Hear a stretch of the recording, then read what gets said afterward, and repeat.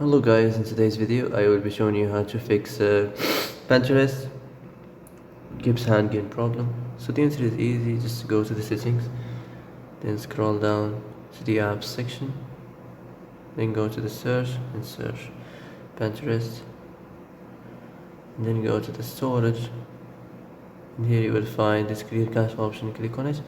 Now you can go check it if it worked, and if it didn't you can try to restart your phone or turn the Wi-Fi off and on, or the Bluetooth or the airplane mode.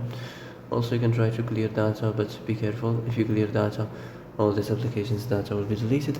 This includes all files, the settings, the accounts, the databases, etc. So be careful if you want to clear your data.